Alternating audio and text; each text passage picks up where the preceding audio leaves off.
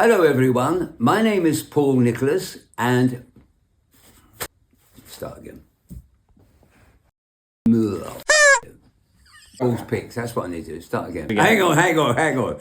You are an actor as well. Yeah, but I'm also 80. Okay, well, get on with it. Mind. I have to keep looking at your ugly... Hello everyone, my name is Paul Nicholas and welcome to Paul's Picks. The boys at Rewind TV have asked me to put together some of my favourite shows from yesteryear. And I'm going to start naturally with a show that I appeared in. It was a show called Bust. It was very timely. It came out in the 80s when Margaret Thatcher was running the government in this country. And it was all about money and yuppies and all that sort of thing. I hope you enjoy it. We've got a bit of a problem, Masood. The cement you sold me is not up to spec. I thought you said it was all British standard. It is. You saw the import certificate. Well, 3,000 tons of concrete foundations containing your cement has just been condemned. We're going to have to work something out. You mean you are, Mr. Walsh? 1966, who can forget that? England won the World Cup. What a wonderful thing that was. I remember watching it on TV. And I remember going down to Wembley that night and having a few drinks to celebrate our win. It was also a time when Born Free, the TV series based on Joy Adamson's film, which won several Oscars. I nearly said otters. As free as the grass grows, born free to follow your heart. Stay free where no walls divide you. You're free as a roaring tide, so there's no need to hide.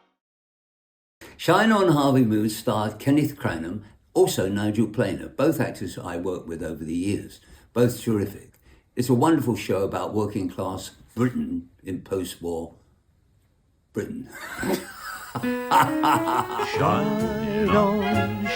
on, Harvey Moon, up in the sky. I had no loving since January, February, June or July. Snow time ain't no time to stay outdoors and spoon. So shine on, Harvey Moon, for me and my gal. Quite a groundbreaking show, The Monkees, 1967. Otherwise known as the Prefab Four. I'm not quite sure why it was called the Prefab Four, but never mind. They were basically a group created on the back of the Beatles' success, particularly in Hard Day's Night, where they did a lot of running around and comedy.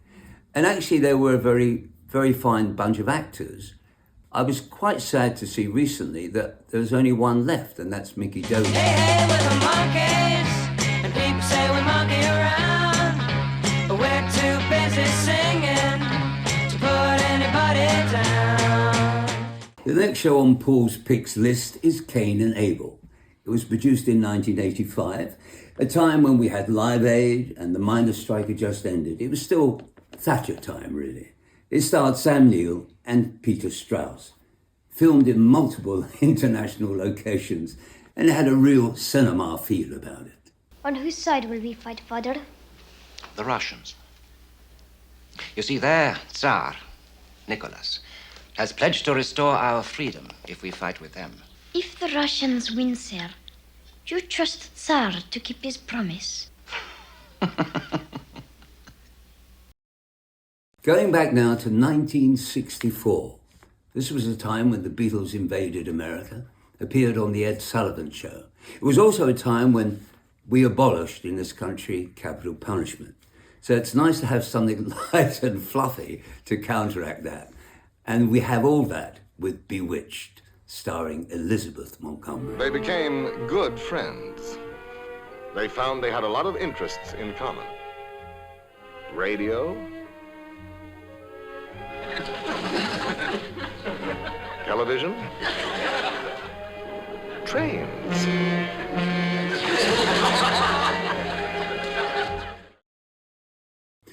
Tracing the Rails is a new show commissioned by Rewind TV. It's a show about the heritage railways, and we've got lots of railways in this country.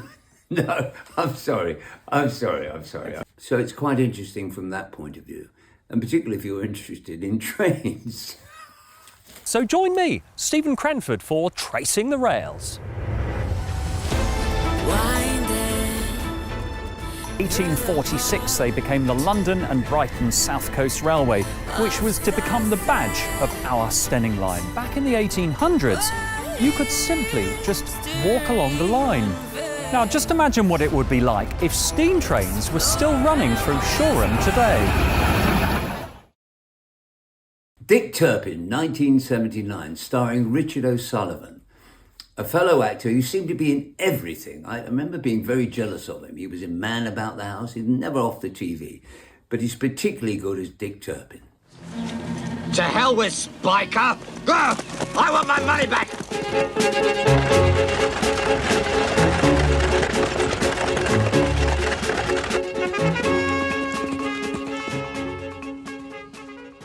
In 1971, decimal currency was introduced into this country.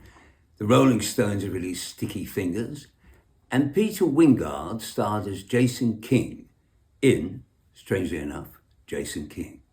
How come he turns up at the cemetery? That was your brilliant story consultant's idea. He said TV audiences like a change of scenery. Details are unimportant. Right. You can fix it on a rewrite. Or better still, and this is an idea you'll love. We're going even further back now to 1963. And one of my favourite shows was the Beverly Hillbillies. This was the time when Dr. Hugh... Granny! Somebody open the door! Howdy, Pa! What you got there? Stranger? Where'd you get him? I beat him with a rock. Then can I keep him? Of course not. Well, I caught him. Don't matter. Well, he won't be no trouble. I could keep him out in the smokehouse. Ellie Mae, you can't keep people like they were dogs and cats. Ooh. You've been watching Paul's Picks with Paul Nicholas. I hope you enjoyed the show, and hopefully I'll see you again soon. That's good. That's good.